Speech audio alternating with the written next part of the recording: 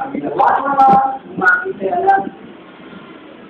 Ilagay niya ang kanyang Ama, ang kanyang kamay doon sa balikat ng kanyang Ama, nagpatay ng pintabang bata, ilagay yung sing-sing na lilig, ilagay ng balaban, at sinabi sa pagpatay na ang anak ng ito, at muling nabuhay, at nasulpungan.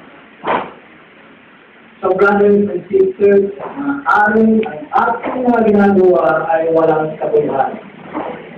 Maaari ang decision natin sa buhay ay contrary to the best. Ngunit, the Father, God the Father, stand looking down sa atin. Waiting for the upang pasutuhanan sa atin that we are worthy. Tayo ay may halaga. Bibigyan tama. Babalik tayo sa kanyang pag-ibig. Pangalawa, hindi kung makita nyo yung pananaw nyo sa pananaw ng Diyos na ang tao ay mahalaga. God's view of man's work. Halimbawa, yung panalangin natin Panginoon sa John chapter 17. Yan sabi ng Panginoon sa kanyang panalangin, that the world will know that you sent me, that you love them as much as you love me. Sabi ng Panginoon. Upang makilala ng sanlibutan na sila iyong inibig, gaya ko na iniibig mo. God's view of man's work. Father, let them know in the New Testament faith chapter Tondo, the standard for that you love them just as you love Jesus. So how does God teach you? Nakikita lang ng Diyos Ama, tayo na bilang kanyang mga anak. He teach you with the eyes of love. We are not worthless. Inulit ko, we are not worthless.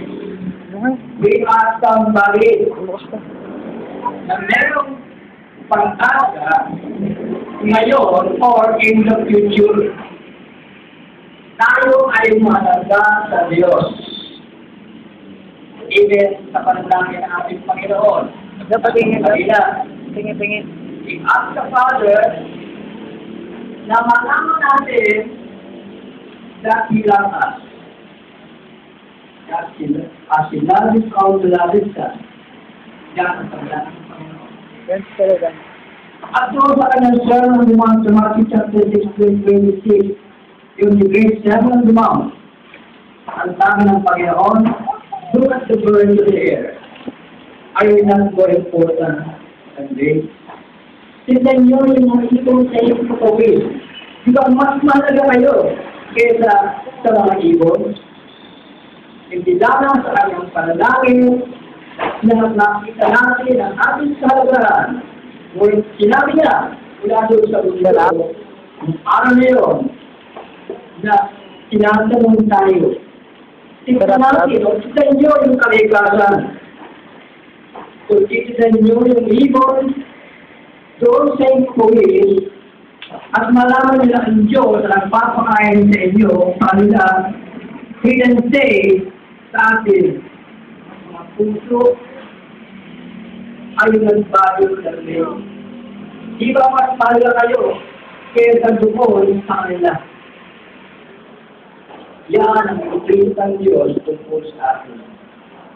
Ano ba ang damdamin niya tungkol sa atin? Lucas 13:15. Muli, harap niya yung mga Pariseo. Sabi na, you hypocrite, that each one of you is out good his house or something from the stone and lead away to water it. Kayong mga mapagpapangking babaho, hindi ba na kinakalaga ng bawat sa inyo sa araw ng Sabat, ang kailang batang lalaki, o ang kailang andon ng Sabat na ito'y nilalabang lupang pailumin? Yan ang sabi ng Panginoon. Kaya sa Matthew 10, yung ating text, hindi ka dapat bibili ang maya ng dalawang sa pera kay May, kahit sa kanila hindi na ulo sa lupa, kundi kalooban ng inyong ama. Maging ang buhok ninyo ay bilang na lahat, kaya huwag kayong matakot. Higit kayong mahalaga sa libo. So yan ang kanyang labi ko sa gusto. Sa kanyang panalangin. At sa kanyang damdamin sa Lucas 13:15. Nang pagalingin niya sa